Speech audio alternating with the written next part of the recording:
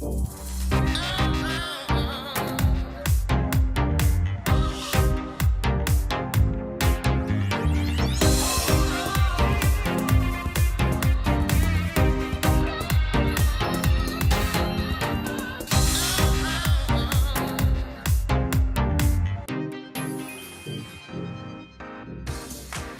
everyone, and welcome to the UK's only TV show on mental health and well-being, and I'm your host, Chrissy B.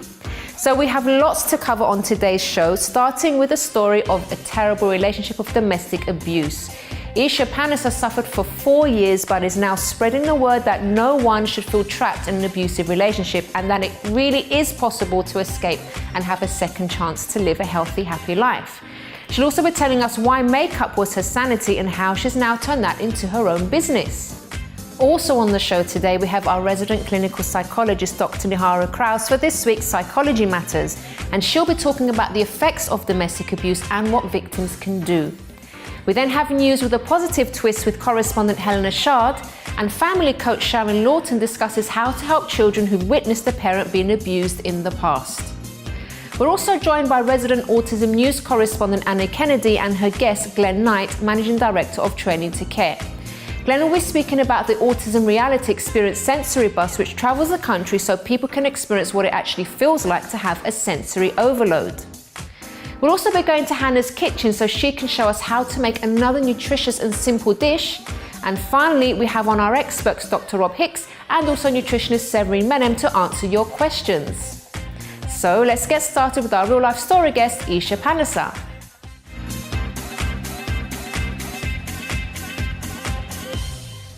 Welcome to the show, Aisha. Hello. So you've come on to talk about something very difficult that happened in your life, but also how you managed to turn things around. But first of all, can you tell us about your life growing up? What was that like for you? Well, growing up, there was quite a sad tone to start with because my dad died when I was 5. Okay. And so that set the sadness throughout the childhood. But my mum worked hard to make sure we had a stable, happy childhood. Okay, so she did really well then. Yeah, she did really well. Oh, bless her. Okay. And tell us about this abusive relationship that you got into then. What happened? Well, it's quite demoralising. Did things start off okay though? Did things start yeah, off well? they started off great. Fairy tale, how it is. And then just went downhill massively. After how long would you say that it started to happen? Well, I was quite young and naive, so it didn't take too long. About 6 months, I'd say. Really? Yeah. You started to notice the signs. So what kind of abuse are we talking about here? What was the kind of stuff that people put through? Physical abuse, mental abuse, financial abuse. So it was everything, really. Everything. Everything. At the time when maybe you had the first incident that you can remember, what went through your mind? Were you like, I didn't know you were like this, or were you in shock? What went through your mind, if you remember? It was shock, but also kind of, I don't know, you just excuse it. You just have the excuses come in and then forget about it and move on. But then it'd be event after event after event, and I don't know, you kind of you're stunned by it, I guess. Mm-hmm. Was part of it that you loved him as well, or? Yeah. Okay. So even though he was putting you through all of this, but you still had that attachment to him. Yeah, and then it was the whole turning me against family, friends. How everyone. Did you do that? By putting notions in my mind, or making it difficult, they shouldn't be like this, or just putting the negativity in there. Yeah. And it's unacceptable when you shouldn't put up with it, and and it's gradual, isn't it, when that happens? Yeah. It's a tactic basically to get you isolated from friends and family. In my instance, because I was so young, it was, I love him and I want this to work and I'm going to do whatever it takes, and I found myself completely in isolation at the end of it. Wow. I couldn't talk to anyone. It was just me in my house, and I wasn't even allowed to go out. Really? Yeah, it was really, not even to the corner shop. It was. You're joking, wow. It was that bad. Really bad. That's terrible. Yeah. You mentioned financial abuse, so what actually happened there? Was he like in charge of all the finances? Yeah, and if I would save just a little bit aside, and he would give an excuse why he needs that money. So then I would give it to him, and that would be that. How did you actually get out of this situation? Well, actually, so when I was in that situation, I used to do a number of things to escape it mentally. So whether it be cleaning, playing with my daughter, or playing games, I used to do as well, watch a lot of TV. And one of the programs I watched spoke about domestic abuse. It was one of like those interviews on This Morning, and the woman, when she was speaking about her story, it just really resonated with me. It was exactly what I was going through, and then all of a sudden I was like, oh my God, as if I was just in a daydream, and I just realised there and then that that is exactly what I'm going through. Wow.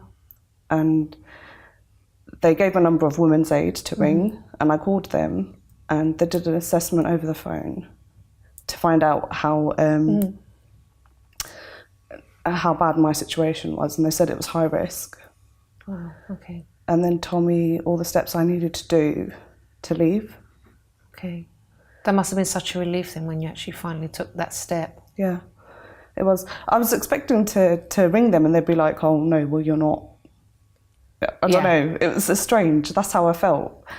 But when they told me that, I just, the realisation was... It dawned on you, didn't you? Because before, it's amazing, isn't it, how, you know, someone can affect you so much mentally as well that you don't even realise you're being abused. Yeah.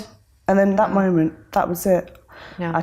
I called my sister, because they said to call someone, let them know what's going on, get all money and passport together, put it somewhere safe, plan your escape route. And so I called my sister and told her, and she goes, that's it, we're getting you out of there. You know, I knew something wasn't right. Oh, wow, amazing. And that's the thing, everyone knew, like my family obviously knew there's something not right, but they couldn't really put their finger on it because I never told them. Yeah. Well, they can see a change in their own relative, can't they, in their own daughter. It's like she was waiting for me to say, look, this is what's happening. Oh, bless. So I told her, and that was it. She came and rescued me. Oh, it's amazing. Let's fast forward a little bit now, because unfortunately, I wish we had more time to speak, but you actually also used makeup as an outlet, didn't you, too? Can you tell us about that? Yeah, so I've always had a passion for art, and so I studied fashion. And then I've always been into makeup, always. From the age of 16, I think it was, experimenting. And so, that was one of my outlets as well as all the other things I mentioned. And you turned, but this one you turned into a business, didn't you? Can you tell us about that? Yeah, so it's been a year on now. I launched it just last year, Isha Cosmetics. It's an online business. I've grown it myself entirely. So everything from choosing the products to the website, everything, social media, is all me. How does that feel now after being in such a difficult and horrible situation to now having another baby, I suppose, one of your babies? Yeah, three babies now. Three babies, your third baby. How is that now, running your own business and feeling so empowered now? Yeah, it is. It's a massive accomplishment. I feel very empowered and completely different to how I was, 10 years ago. It was, about 10 years ago. Completely different. Now, Isha, after everything that you went through, you said to yourself, I'm never ever going to be in another relationship again. All men are the same. Is that what you thought? Yes, exactly. As soon as I left, that was it. But to be honest, if you are in a horrible relationship, or, you ended a relationship, it didn't end well, I think you need that time to yourself, to center yourself, focus on what it is you want. Yeah. If you're passionate about something, go for it, do that. Because then you're really becoming you. Yeah. And that's going to work in your next relationship. And then what happened? So you weren't completely closed to another relationship after, obviously, your healing and everything. So who did you meet and how is it today? Yeah, so I met Bradley Smith. Who actually, guys, we have had on the program, because he has such an amazing story of his own. You really should check that out on our YouTube channel. Just head over and just put in his name, Bradley Smith, and you'll find his interview there. But yeah, tell us about him. What's he like? Is he nice? Yeah. I know he's lovely. Tell us about him. He is exactly what I dreamed of. Honestly, he is supportive. He's everything you could want in a partner. And it is possible to have. Because before I met him, I didn't think it was how many women would feel or men would feel. Yeah. That it's just a dream, it's a fairy tale, but it's not. So what would you say to maybe another person that has just ruled another relationship out and that's saying, I can never be happy? What would you say to them? Find yourself, find what makes you happy within yourself. And then once you find that, I think you'll be open to finding love. Yeah. And it's proof that you can find love, can, and not everyone 100%. is the same. Ask me that 4 years ago, 5 years ago, I'd be saying exactly the same thing. Nope. It's never going to happen. And now it has. And tell us, just regarding your business as well, what's the future? What is it that you're planning to do with your business? Well, I'm just working on expanding, getting the name out there, and getting into some retails also. And just, Sky's the limit, right? Sky's the limit. Beyond. Lovely. Aisha, thank you so much for sharing your story. Thank you for having me. I'm so happy for you that, you have managed to turn everything around, and all the best with your business. Thank you. Thank you so much. Well, everyone, now it's time to talk to our clinical psychologist, Dr. Nihara Krause, about the effects of domestic abuse and what to do about it.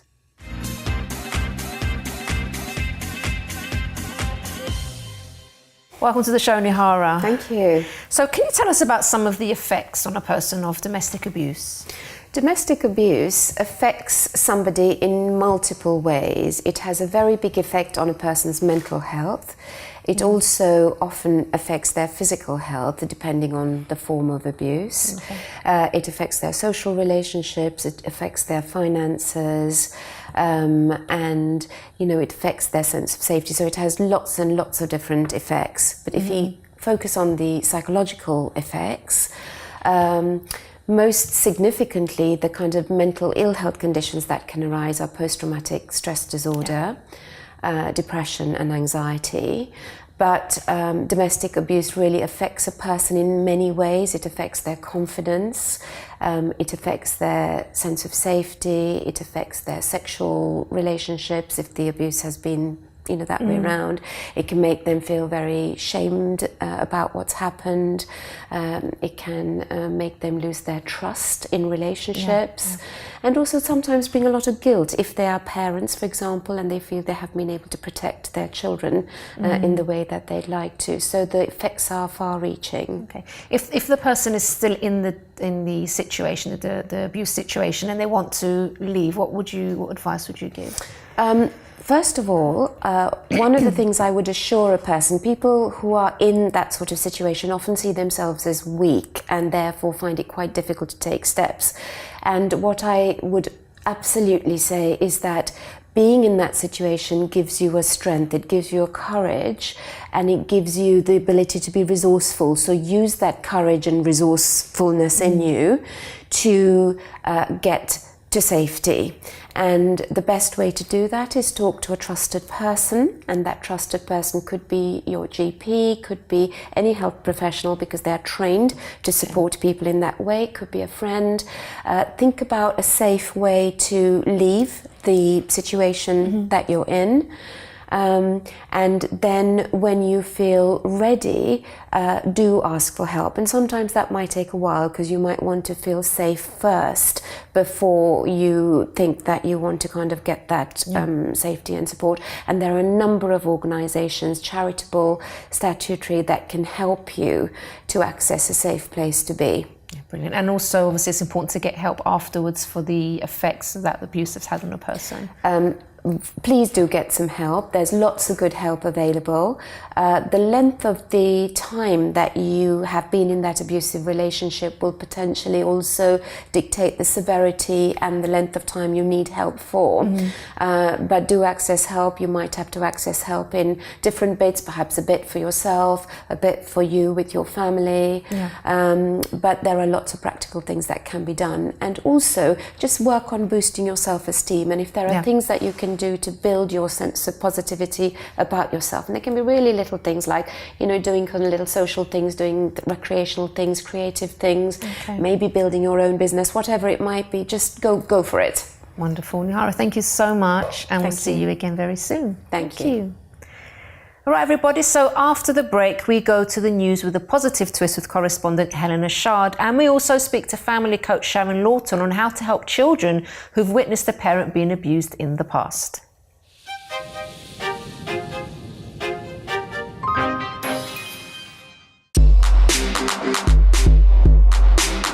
If you don't talk about it, you could keeping all those worries in can cause depression and anxiety. I think it's very important so that people know what's going on, and also know how to fight it, and so they know that they can talk to people and don't feel scared.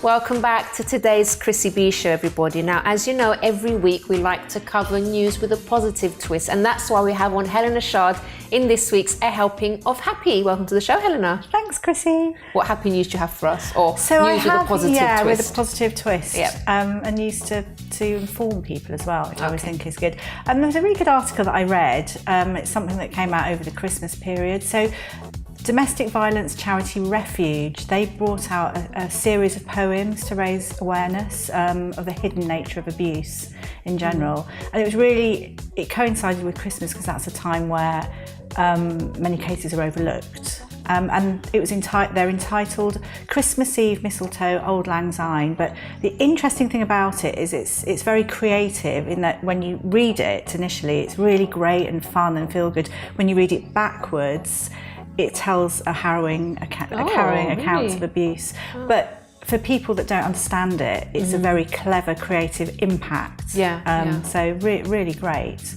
As we know as well, I've a few stories and it's about women, but as we know, men are also affected by abuse, but just to say that it's not for any particular reason that it's about women. Also, because we spoke about Paul Connolly, didn't we, and his story, which was good, Against All Odds, but that was a little while ago. So beginning with Tonya Rapley, her story, she's in the States and she talks about her turning her pain into her passion. And she lived in North Carolina, moved to Florida, then moved in with her boyfriend in Ohio, and that's where things went wrong for her. So she was in an abusive relationship, violent, but also debt-wise, because he refused to work, and he basically then got her in terrible debt by using her accounts and various things. And the one thing her parents did was to make her on top of her finance, so she felt really ashamed. Anyway, she now tells her story everywhere. And she has a website called My Fab Finance. Because she became so meticulous about her finance, she got through the debt, which was good, and realised she has a passion for it, and now teaches people how to look after themselves and watch out for things. So, no, she's really, really good.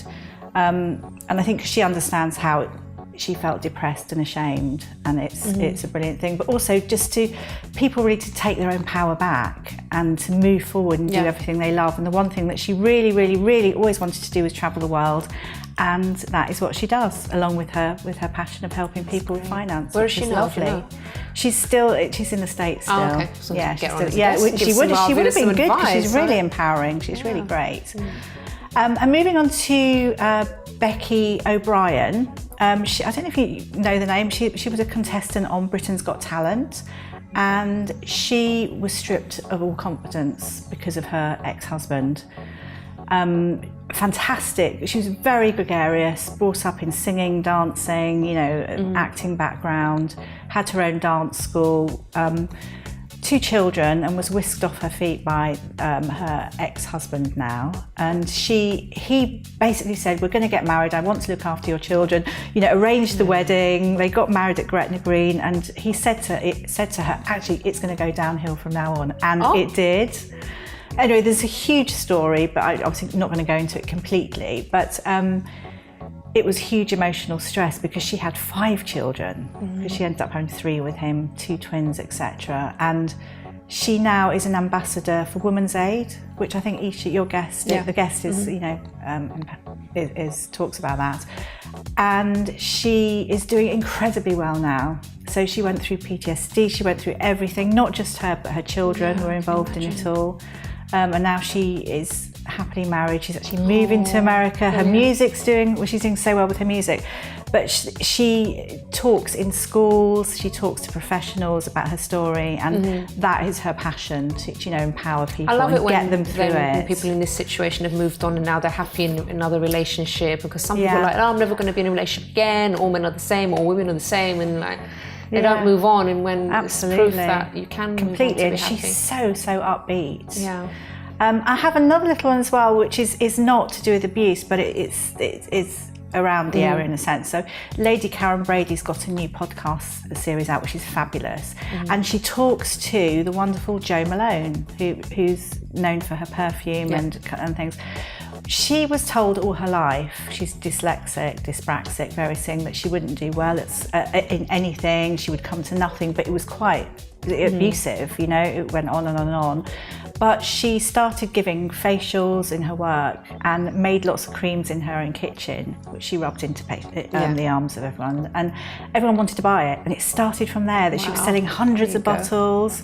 It's a real, probably when we've got more time I can elaborate a little bit more, but the fantastic thing about it is that she has done so well, but she also knows how damaged she was at school. People were telling her various things, but in 2020 there's going to be a wellbeing segment brought into schools, and she wants there to be also an entrepreneurialism course taught to 7 to 17-year-olds, teaching practical advice and creativity and technical, and so to empower really people good. that are maybe not as academic, but so that they can build their own business and be That's empowered. a brilliant idea. Which is it's lovely. It's a bigger story, but that just is a little snippet. Helena, thank you so much. Thank you, Chrissy. And we'll see you again next week for more news. Absolutely. Brilliant. Okay, everybody, so now it's time to head over to our family coach, Sharon Lawton, on how to help children who've witnessed a parent being abused in the past.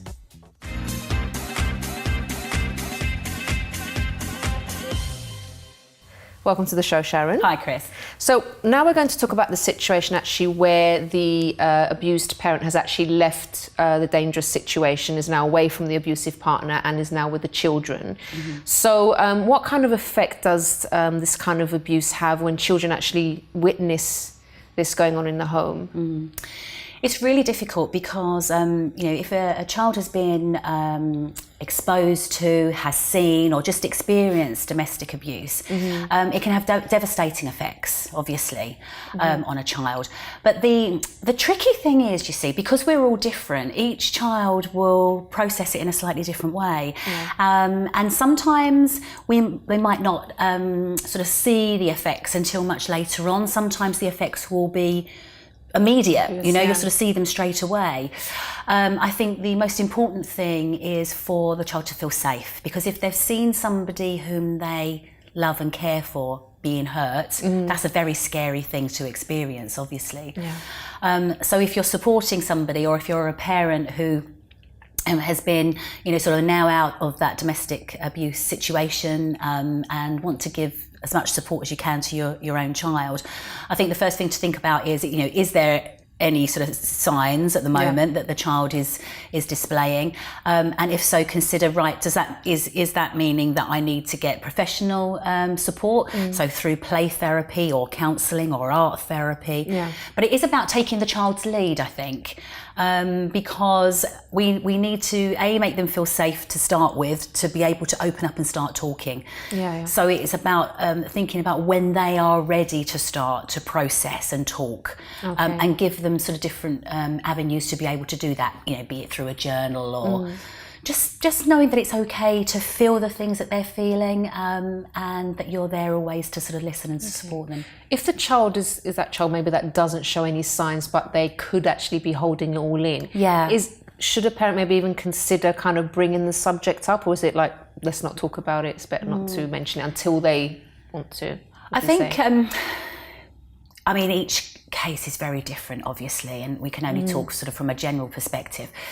But I think it's really important. It's difficult to talk about violence, any kind of violence, sort of emotional or physical, but it is important to talk about it. I think if it's kept underneath, there's all of those things, the child might be thinking, am I what I'm feeling wrong?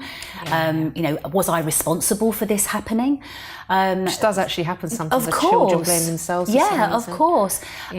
So to be able to just start to bring the subject up gradually, so that you can talk about the fact that, you know, violence is not okay, and you know, sorting out a problem in an abusive way is not okay, and just giving them the opportunity to be able to be really listened and heard to and not judged. And I think as an adult, you know, be it a professional or be it a parent or, you know, a family member that is supporting that young person, is not to assume that we know what they're feeling or thinking. Yeah, it's very important. So it really is important to take their lead, I think, on that. And I suppose if it's the actual parent that was abused that is going to bring the subject up, they need to make sure that they've had the right support to... Absolutely. Because how they're going to communicate with their children if they're all confused or going through certain things as well. Yeah, and it's very easy then to look at it from our own perspective rather than from the child's perspective. And I think, you know, if we need to support a young person, we need to be thinking about what it felt like for them, not what it feels like for us. And that's very difficult, you know, if you've just come through a domestic abuse situation yourself, because, you know, of all of the healing that needs to go on, you know, the bruising may fade, but it's the inner scars that take sometimes much longer to be able to heal. So it's so important to get support. Absolutely, definitely. very, very important. So, you know, definitely professional help, you know, to support the child. And for the adult as well. Adult, yeah. Definitely. Lovely. Sharon, thank you so much. Always a pleasure. And we'll see you again very soon. Look forward to it, Chris. Thank you. Well, everyone, after the break, I'll be speaking to our resident autism news correspondent, Anna Kennedy, and her guest, Glenn Knight, Managing Director of Training to Care. Now, Glenn will be speaking about the Autism Reality Experience Sensory Bus, which travels the country so people can experience what it feels like to have a sensory overload. And we'll also be going to Hannah's kitchen so she can show us how to make another nutritious and simple dish.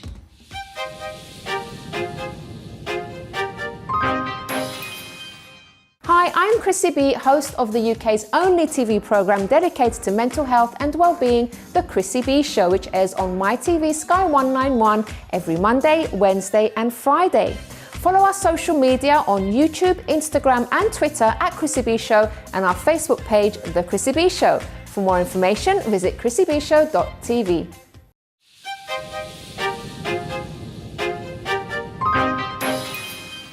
Welcome back to today's Chrissy B Show, everybody. So now I'll be speaking to our resident autism news correspondent, Anna Kennedy, and her guest, Glenn Knight, Managing Director of Training to Care.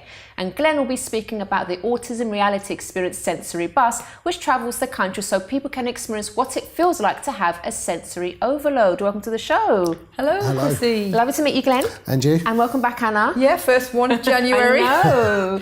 So tell me, first of all, we're going to get some updates from you before we speak to you, Glenn, because you have actually come up with something absolutely amazing. But let's speak to Anna first for updates, please. Well, obviously it's the start of the year, so we're planning for what we're doing for the whole of the year, and it's going to be busier than ever if that's possible. We've had all of the Autism's Got Talent entries in now, and we've been inundated. Do you know what? The closing date was December the 31st, and 10 minutes before midnight, we had 25 entries that came through within 10 minutes before the closing date. Wow. We've got entries from Hungary. We've got entries from India. It's just spreading, isn't it? It is. Really Do you know what? Yeah. And it's so exciting. So we'll be announcing very soon the 20 performers, and you're going to be blown away when you see them. They just get better every year if that's possible. I've got my own radio show now, which is live, which is really scary, 1 till 2 on a Tuesday for Women's Radio Station. But no, it's exciting, so I can share updates. Brilliant. And we are working on the Autism Expo, because that's going to be happening on March the 23rd at Brunel University, where the Autism Reality Experience Bus is going to be coming along again. And so we're very busy bees. Wonderful. And how did you meet Glenn here? We met Glenn through the Autism Expo. And we've been going now for about 3 years, and the bus came the very first year we did it, and there was a queues. It was amazing. And once we saw what was happening on the bus and the feedback, we thought we need to be in collaboration. Okay, wonderful. So Glenn, how did the whole idea for the bus come up? So Training to Care is a training provider.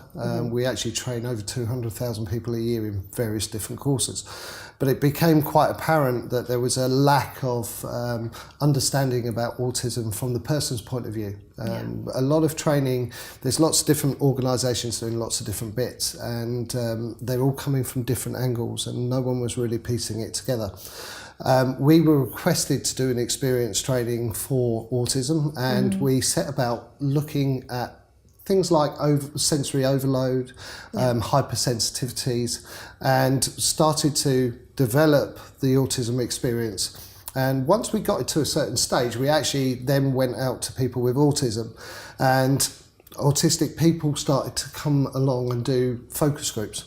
Okay. And they go through the experience and they say, that's great, but it could be better. And if you do this, that might work. And we trialled it, we did more focus groups, and after 2 years, we got something that 90% of people with autism, obviously everyone is different, it's a vast spectrum, actually say that really relates to me. So we launched it, and with our collaboration with Anna Kennedy Online, it's been an amazing journey, and it's really, this year we're seeing a big growth. What's the feedback been like then for people that have been... Feedback's amazing. We've put families through it, we've put professionals through it. A lot of schools now are doing the autism reality experience, and actually we've developed specific courses for schools, specific courses for in the home, and we're looking actually at a collaboration where we do something with the police and fire service. So it's forever developing. But the feedback's been amazing. Families, we've had people break down in tears and say, wow, that's why he does that, or that's why my daughter does this. And then we've had people with autism that have gone through and said, don't know what all the fuss is about.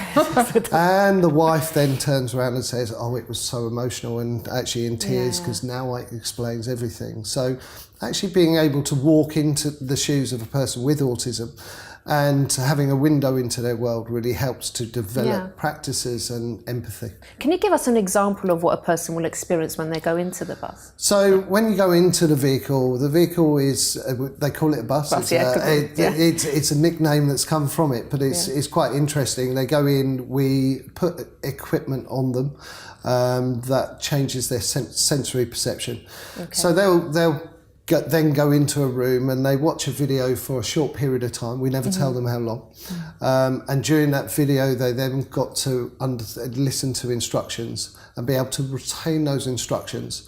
And while lots of different, while we bombard their senses with lots of different issues. It's really difficult. Which is just because I remember thinking, where's the 2p? What did he just say? And it's just like, it's just hitting you from all angles. And also professionals that have been through it, it's made them think differently and thought, right, okay, I need to think a little bit differently. I've been working like this, I need to change what I'm doing. So is that the main aim, would you say, or is it just to bring a general understanding to we want to change practice. It's also about communication. Every side is really well thought about, and even down to the questions that we ask within the headsets. When we ask a question, we actually ask 2 or 3 questions within one question. So as an example, it'd be count 20 pence in 2 pence pieces out of the blue piggy bank in box number 4 as an example. So they've got to really think of that, and then they've got another 4 questions to think about. So by the time they get to actually doing the activities, they can't do it. I didn't do any.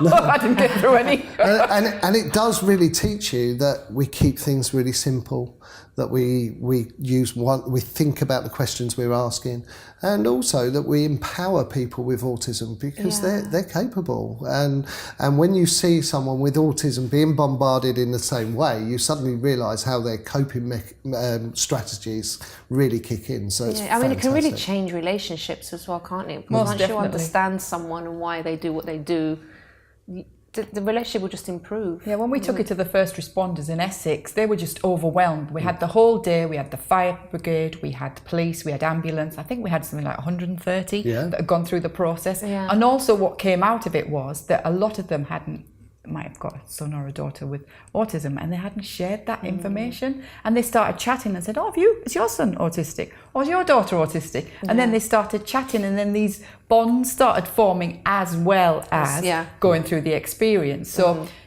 we took it to Essex because one of our ambassadors, Aston, had a negative experience with the police, and he didn't want anyone else to go through that. So that's why we took it along, and Aston's taken it to his school, when he's 25 now, so he's taken it to his school, and he wanted them to see what it was he was experiencing when he was at school. So it's just spreading the word. I'd definitely like to try it myself. So Yeah, we would like you to. We'd love you to. Yeah. Yeah, and I'd love to film it as well, because I think it's an amazing idea and really The environmental changes and absolutely everything. It's just it really, one person said to me, which was really interesting, I've done all the training, I've done lots of training on autism.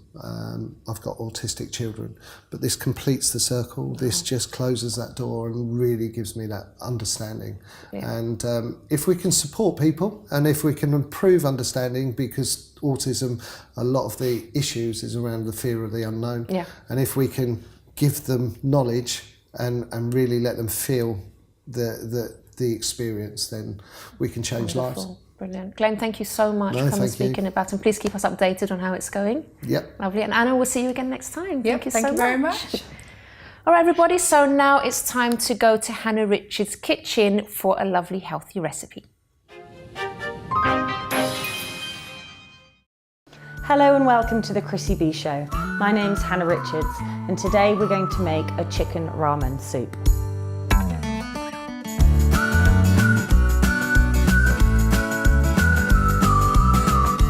We've got some bean sprouts, we've got some rice noodles, we've got some chicken, some rocket and watercress leaves, courgettes, spring onions, a selection of herbs and a selection of spices. So the first things first, I'm going to put a ring of rice noodles into a hot pan and get them going. They'll take literally 2 minutes. Whilst they are going, we're going to start chopping all the things that we need for the topping of the chicken. So these are just spring onions and I'm just going to quarter them. Watch your fingers. And then we're just going to line them up on our little dish that's going to accompany the chicken ramen. Then we've got some coriander. So there's our coriander. Then I'm going to take some chilies and I'm just going to scour out the seeds in the middle. So I'm just going to add some strips of chili that we're going to put on top. I'm going to cut some ginger, some fresh ginger strips.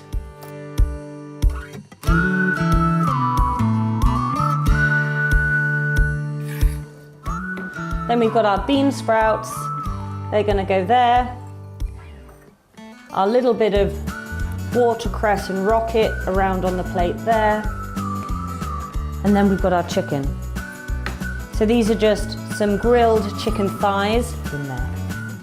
Okay, so there is your sort of all the ingredients that we're going to add in to our chicken ramen once it's nice and hot and our noodles are done. So those noodles should be done now. As I said, they probably take about 3 to 7 minutes, depending on how hot you've got them.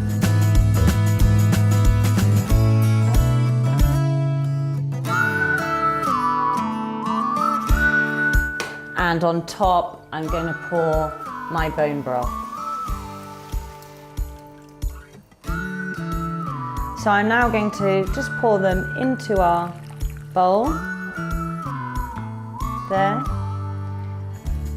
So I'm just going to. So then we're going to put in some bean sprouts. We're going to put in some coriander, sprinkle some ginger, some chilies. Make sure we get our nice bright green chilies in there. Some spring onion and our chicken on the top. There we go. Then I'm going to sprinkle some sea salt, as always, some black pepper, and just for an extra bit of spice, we're going to put a pinch of crushed chili. And there you go, guys, your 5-minute, really quick and easy, inexpensive, but most nourishing lunch that you'll ever make for yourself. Chicken ramen bone broth. I'm Hannah Richards and I've been cooking for the Chrissy B Show. Have a great day, guys.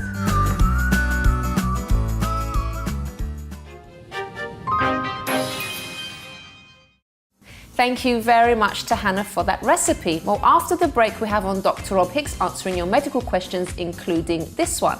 I had a lovely all-over body massage, but the next day developed sharp pains all down my neck and left arm. What could have caused this? And we also have more nutrition for you, this time with Severi Menem answering your questions such as this one. I'm in my 60s and have had a persistent cough for months. Could it be due to something I'm eating? To find out the answers after this break.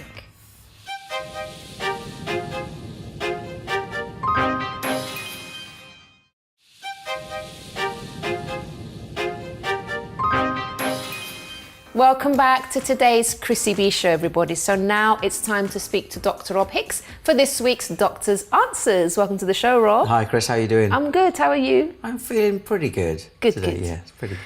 We have some questions for you, as usual. Are you ready? Yes, I am. Okay, so the first one is, I had a lovely all-over body massage, back of the body only, but the next day I developed sharp pains all down my neck and left arm, which went on for a few days.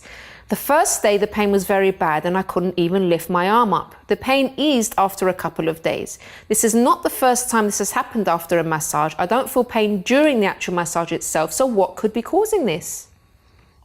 It doesn't sound right because you're supposed to come out of a massage really feeling relaxed.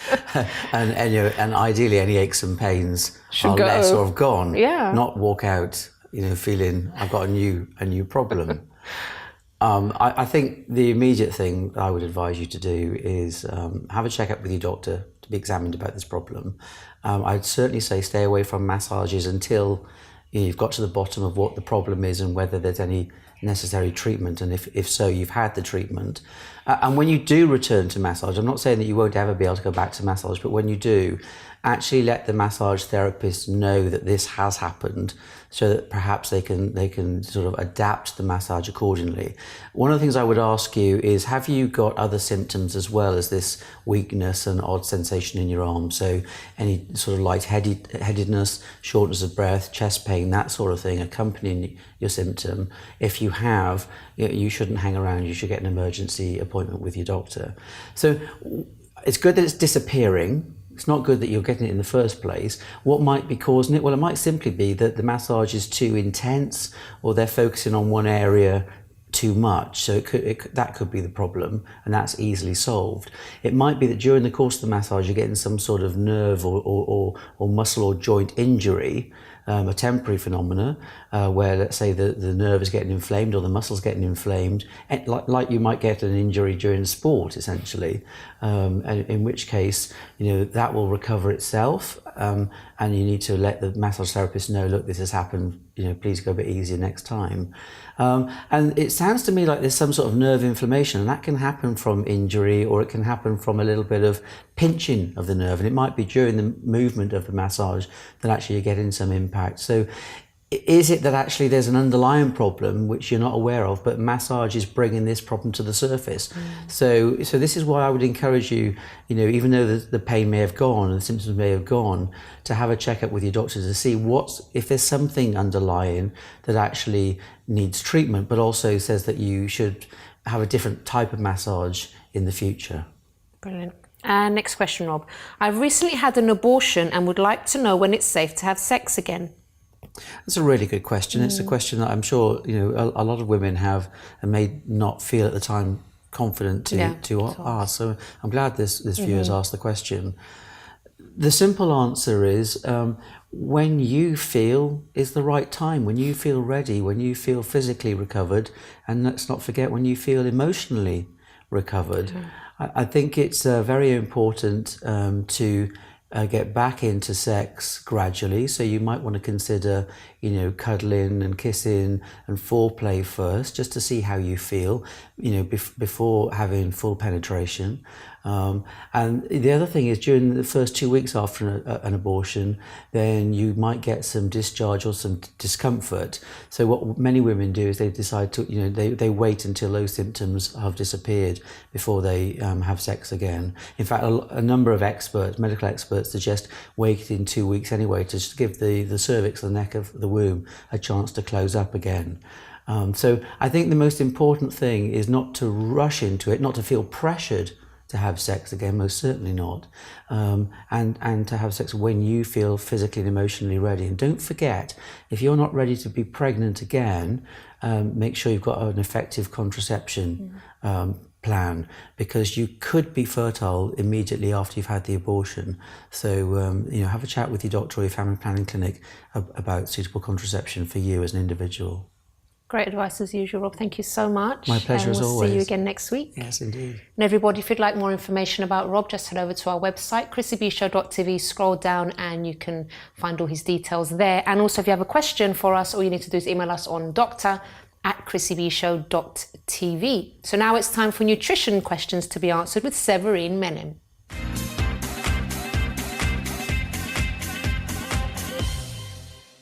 Welcome to the show, Severine. Hi, Chrissy. So we have a couple of questions from our viewers. I'm going to start with the first one. I'm in my 60s and have had a persistent cough for months. I've been to my doctor and have been tested for all sorts of different things, but nothing has been found.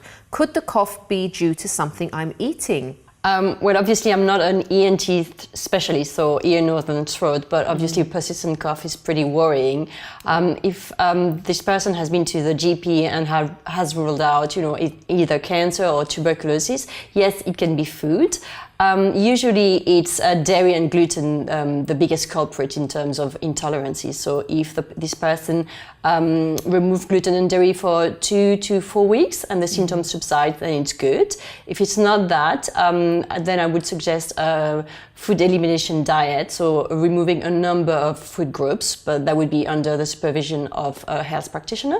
Okay. Or if this doesn't work or is a bit complex, then what is really good is a food intolerance test. And it's very easy. It's just a drop of blood on a piece of paper. You send it to the lab. Within 10 days, you get the results. Okay.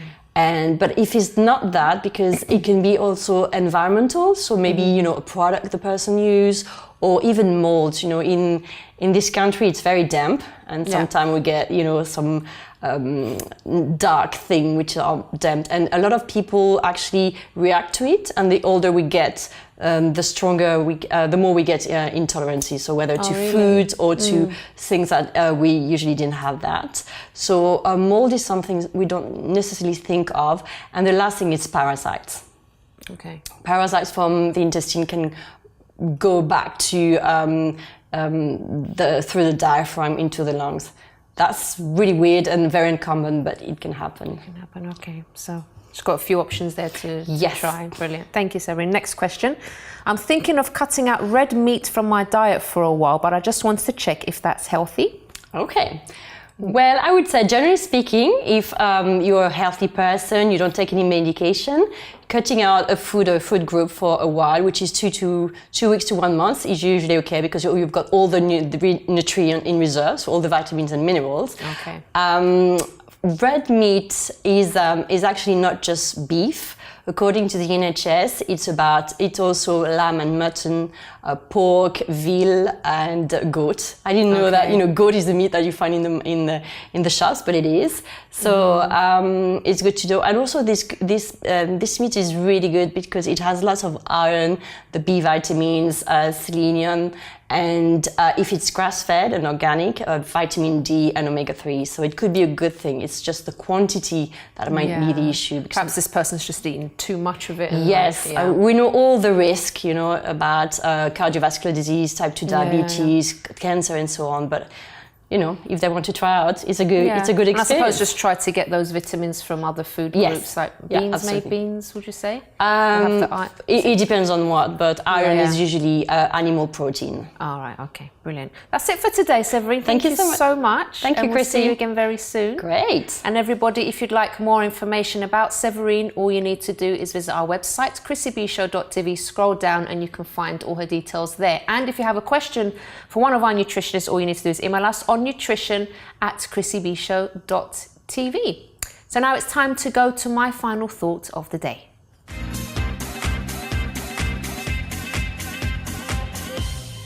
Thank you very much to all of my guests on today's program, and a special thank you to Isha for sharing something very personal about her life. And I'm really, really happy that she has actually turned things around and found love again, and also is doing so well in her business.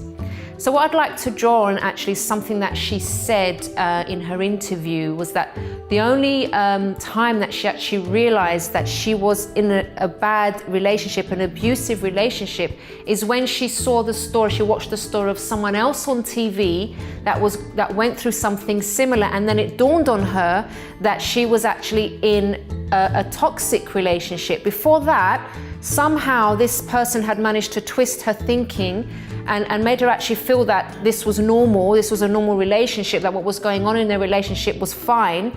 And she didn't know until she saw it in someone else. And that's what actually gave her the strength and courage to leave that toxic relationship. And this kind of situation can cover all sorts of situations. So for example, maybe you are being abused, but I'm not just talking about the kind of abuse that Isha went through. Maybe you're being abused by that mental health problem that you have. Maybe you are being abused by depression. But somehow you've kind of come to that thinking that, oh, it's normal. Maybe this is just me. Maybe I'm meant to be depressed. Maybe, oh, because I hear that depression is spoken about so much now, so many celebrities have depression, so many people that I know are depressed, I hear about it all the time on the news now, that actually it's normal, it's fine to be depressed. Well, actually, no, it's not. Just because, you know, you think it's normal and that you've been going through it for a while and you've kind of got used to it, doesn't mean that this is a normal state. Because actually, if you are not happy, if you are struggling, if you are, you know, you have this anxiety all the time, you feel afraid, you feel like there's a dark cloud over you all the time, that's not a normal state to be in. Normal is to be happy, is to look forward to the day. I'm not saying that you're going to be like whistling all the time and everything's going to be dandy all the time. You're going to go through your problems, of course, but not depression isn't normal, isn't a normal state. It's normal to get depressed, as it is sometimes, you know, people do get into toxic relationships. It happens. Depression happens. But it doesn't mean that you should stay in that situation. And sometimes it's only when you hear someone else's story, like mine, for example, where I share the things that I went through and how I overcame them, that you might realize, well, actually, if Chrissy did it, maybe I can do it too. And of course you can. With the right help, with the right guidance, you can also overcome depression and go on to be happy, because otherwise you're just making do. You are missing out on something so much better when, you know, you don't have to stay in that situation. So have a think about that one, because that really kind of caught my attention when Isha said that. It was only when she saw someone else's story that she realized that she was actually suffering herself. So have a think about it. And if you've had this kind of mindset, it's time to do something about it, definitely. Well, everyone, we've reached the end of today's program, but if you have a story that you would like to share with us, just like Isha did, you can email us on info@chrissybshow.tv. You can also tweet or Instagram us @ChrissyBShow, or leave a message on our Facebook page, The Chrissy B Show. And if you'd like to know a bit more about my mental health journey, what I went through and what I did to overcome those problems, please do visit my website, which is mylifeafterdepression.com. Till next time, bye-bye for now. 2, 1. That is the happiest wave we've ever had on the program. Worst thing. 3, 2, 1. Thank you very much.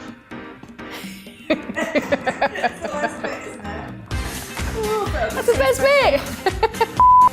Well, you know, persistent cough is obviously very. Sorry. That's okay. I don't know, when I first did my first chin up when I was younger, it was like, yeah, done it.